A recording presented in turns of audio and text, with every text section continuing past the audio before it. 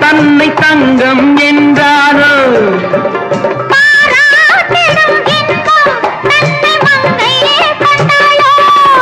நினைத்தாலும் சுகம் தானே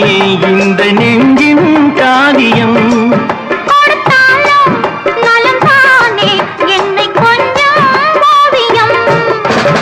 இதழா உடல் அளந்தான் இதழால் உடல் அளந்தான்